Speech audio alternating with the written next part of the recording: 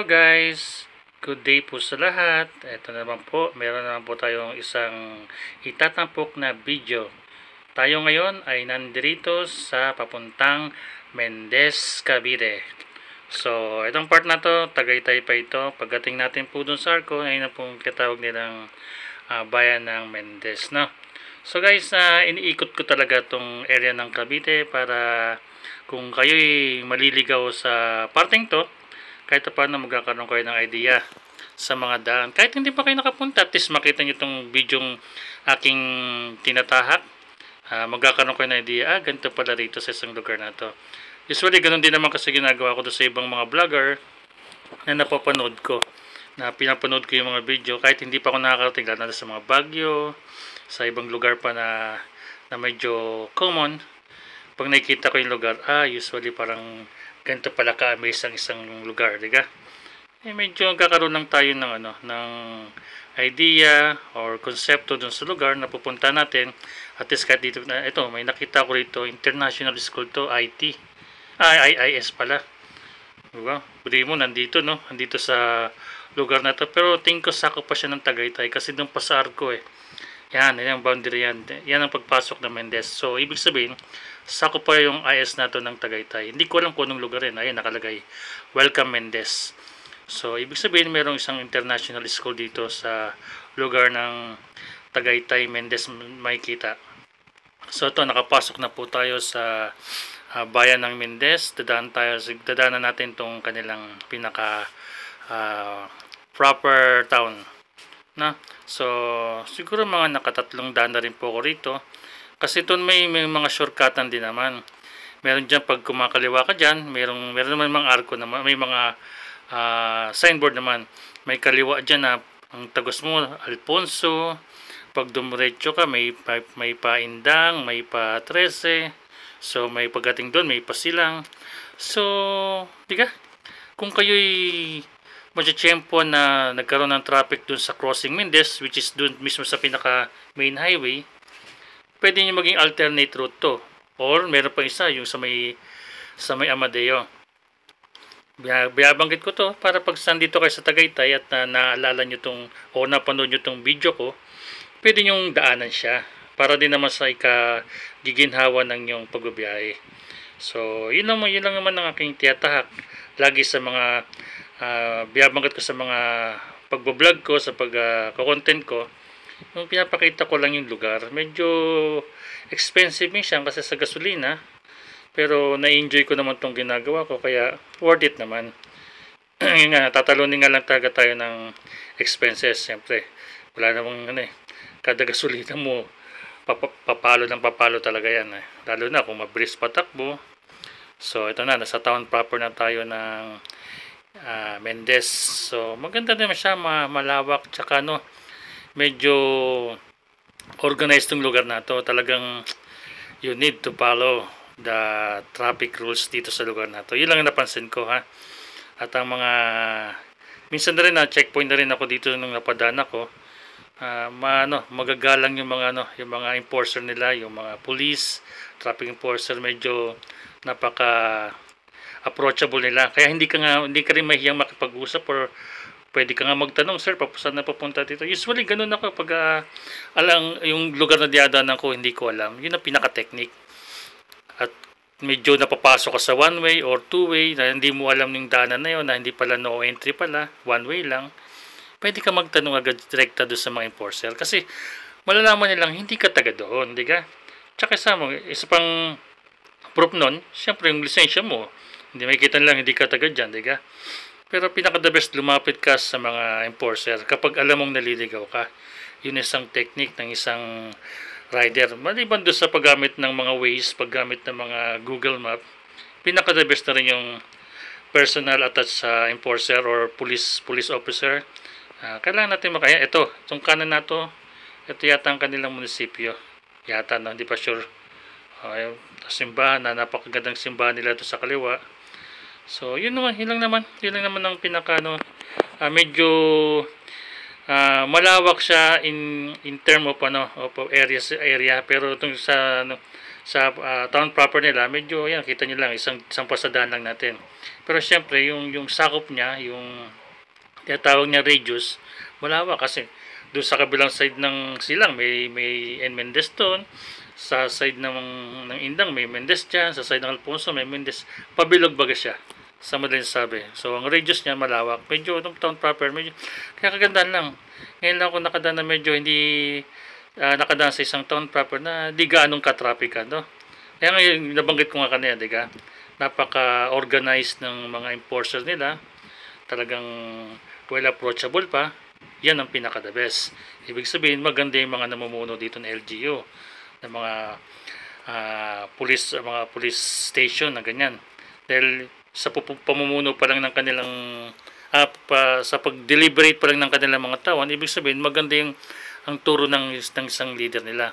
Ganoon naman talaga lalo na sa mga company, kahit saan, sa mga kahit anong establishmento, kapag may isang magaling na leader, may kita mo yan sa magiging performance ng kanilang tao, saka magiging productivity ng kanilang tao. And medyo nalito ako dyan. Kasi hindi ko nakita na ganito nagkakaliwa pala. Gusto ko sana sumunod niyan kanina, pero mukhang iikot lang pala siya. Babalik ulit ang town proper. So ito, diniretso ko na to kasi hindi ko lang alam kung paano yan. Kanan, kaliwa pagdating sa dulo. Hindi ko rin matandaan kung saan ang papuntang 13 na ito. Pero usually pakanan kasi pag kumaliwa ka naman parang tinignan ko rin naman kasi yung Google Map kanina bago ko mag-content na parang kanan ang dadaanan ko dito. Pag papunta akong 13, madadaanan ko muna ang Indang bago 13. So pagdating sa kanto rin parang ikot lang din yan. So ito, papakita ko sa inyo yung sasabi ko. Diba? Napaka-aliwalas ng kalandanan, bagong espaltong daan. Diba? Yun yung pinaka technique sa isang lugar na maaliwalas danan. Tsaka laging sasabi ko sa inyo pag na-espaltuan yan, matagal lang ang duration yan, 5 years bago siya mapapalitan. Lalo to, hindi naman gano'n daanan ng mga heavy truck, heavy equipment, tatagal to. Talagang maganda tong ganyan talaga dapat sa mga town proper, yung magandang kalsada. Bata mo, okay, pangitan naman na bagong espalto kasi wala pa siyang nilalagay ng mga imaginary line.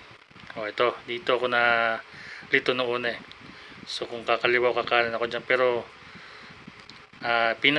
pinalo ko ang aking instinct, kumanan ako. Total, may gasolina pa naman ako. Kung mali, pwede naman bumalik. Pero base doon sa mapa na nakita ko, parang kanan talaga. Ayan.